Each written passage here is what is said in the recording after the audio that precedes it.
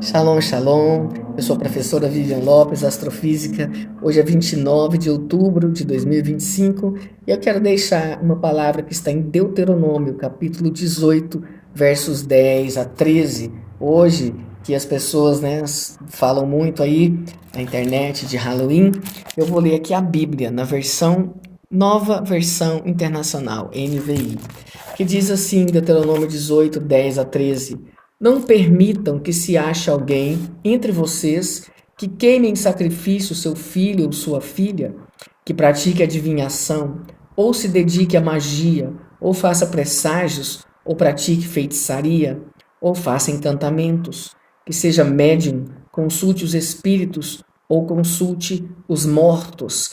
O Senhor tem repugnância por quem pratica essas coisas, e é por causa dessas abominações que o Senhor, o seu Deus, vai expulsar aquelas nações da presença de vocês. Permaneçam inculpáveis perante o Senhor, o seu Deus. Então, se o Senhor falou, está falado. A Bíblia é o livro em quem eu baseio meus princípios de vida, né? São princípios de fazer o bem, de seguir no caminho da retidão, da justiça. Esse é o caminho de Deus. A Bíblia foi o primeiro livro a ser impresso na história da humanidade. E não só isso, mas a imprensa foi inventada para imprimi-la, o que causou uma grande revolução na história humana. Gutenberg, ele fez muitos esforços mesmo na sua vida pessoal, nas suas finanças, para construir a máquina, que permitiu a imprensa. E não só essa revolução a Bíblia causou na história humana, mas muitas e muitas e muitas outras. Vou citar um exemplo, um só, na astrofísica dentre tantos, né? Eles acreditavam que o universo sempre existiu. Carl Sagan, por exemplo, foi um representante dessa ideia. Mas um físico belga, padre, chamado Georges Lemaitre, inspirado em Gênesis 1:1, que diz: no princípio criou Deus os céus e a terra. Então ele pensou, bom, se houve um princípio, então o universo hoje é maior do que ele era antes, porque houve um princípio. Então o universo deve estar em expansão, né? Porque a cada etapa anterior no tempo, ele deveria ser menor, né? E isso estava completamente correto e foi comprovado, né?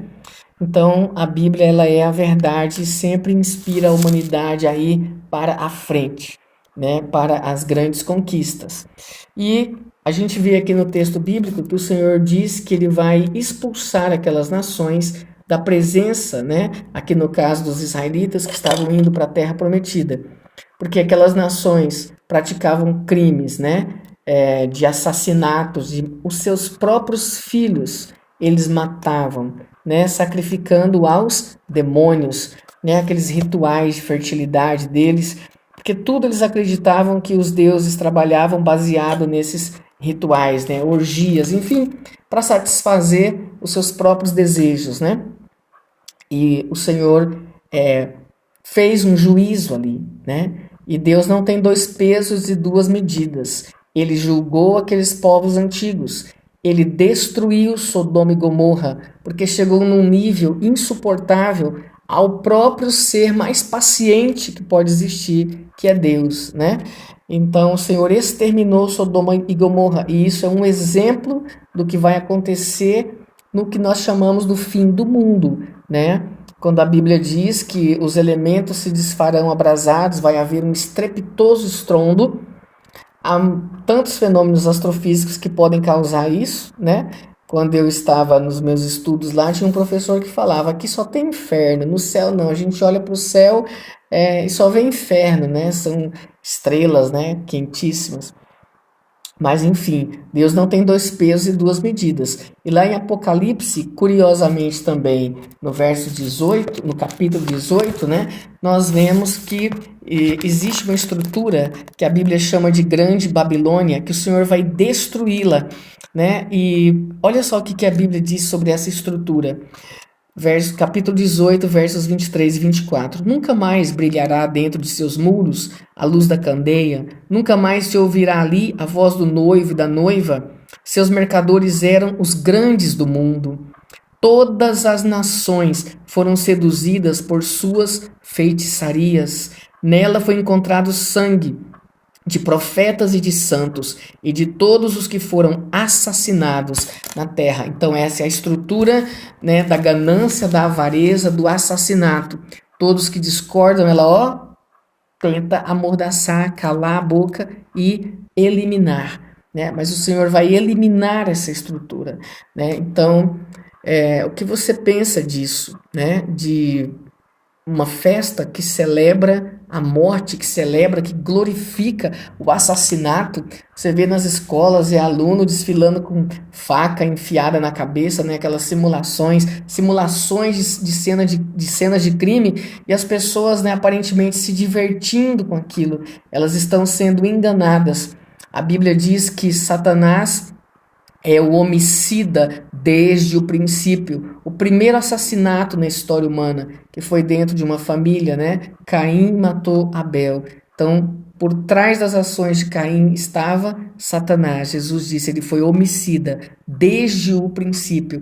E Jesus diz que Satanás ele faz e só faz três coisas: matar, roubar e destruir. Ele é assassino, ele é ladrão, e ele é destruidor, e ele é o pai da mentira.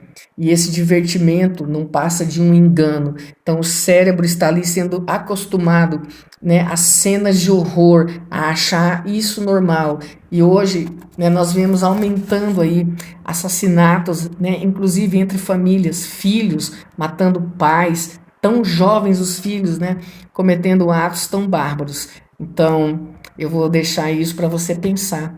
O que você acha disso? Eu só sei que a palavra de Deus diz que isso é condenável. E se isso é condenável, Deus de amor, o Rei do Universo, está dizendo que ele vai julgar isso.